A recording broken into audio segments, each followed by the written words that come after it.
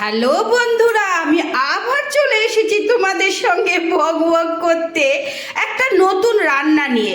আজকে আমি রান্না করব বন্ধুরা, এই কপি পাতা বাটা রান্না করব। কপি পাতা বাটা, এই দেখো কপি পাতা বাটা। এই কপি পাতাটাকে আমি সেদ্ধ করে এরকম পেস্ট করে নিয়েছি, তার মধ্যে নুন দিয়েছি, হলুদ দিয়েছি, আর এই রকম শুকনো লঙ্কা আমি ফোড়ন দিয়েছি। আর এই ফোড়নে আমি দিয়ে দেবো বন্ধুরা, জানো, এই একটুখানি বেশি করে কালো জিরে দেবো। কালো জিরেটা একটু মুখে পড়বে, এইটাতে কালো জিরেটা একটু বেশি লাগে, কারণ হচ্ছে মুখে কালো জিরেটা পড়লে ভালো লাগে।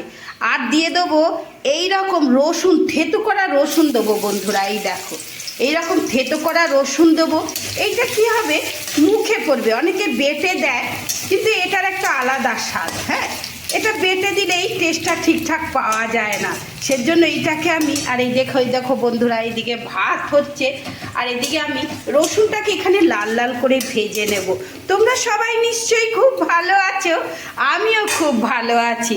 তোমরা এই দেখো বন্ধুরা, তারপরে এইটাকে আমি পেস্টটাকে এর মধ্যে ঢেলে দেবো। যেই না রসুন পাতা লাল লাল হলো, পেস্টটাকে আমি এইরকমভাবে এর মধ্যে ঢেলে দিচ্ছি।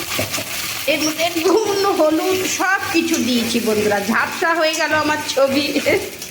এই দেখো, এই যে রসুনের দানা ভাবটা যে থাকবে না, এইটা মুখে পড়লে খুব ভালো লাগবে। এর মধ্যে নুন হলুদ তোমরা পরিমাণ মতন দেবার। এইটাকে এখন অনেকক্ষণ ধরে ভাজতে হবে। এই দেখো না, এই যে রসুনটা দেখা যাচ্ছে, রসুনটা যে মুখে পড়বে, এইটা খুব সুন্দর খেতে লাগবে। আমি এই দেখো, এটা ভাজা ভাজা হচ্ছে, চলছে। এই দেখো বন্ধুরা, কমপ্লিট হয়ে গেল আমার। এই দেখো হয়ে গেল রান্না। এইরকম কপি পাতা ভর্তা। এই যে তোমাদের বলছিলাম যে রসুনটা এরকম, এই দেখো বন্ধুরা, এরকম রসুনটা দেখা যাচ্ছে।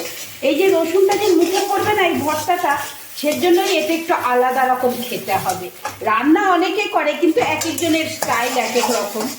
এইটা একটু অন্যরকম খেতে লাগবে। এই দেখো বন্ধুরা, আমি আজকে বানিয়ে ফেললাম এই রকম কপি পাতা ভর্তা।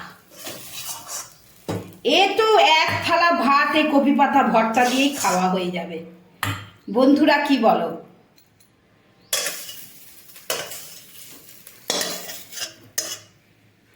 রেডি হয়ে গেল আমার কপি পাতা ভর্তা। এই দেখো বন্ধুরা, রেডি হয়ে গেল আমার কপি পাতা ভর্তা। নুনটুন আশা করি ঠিকই হয়েছে, দারুণ।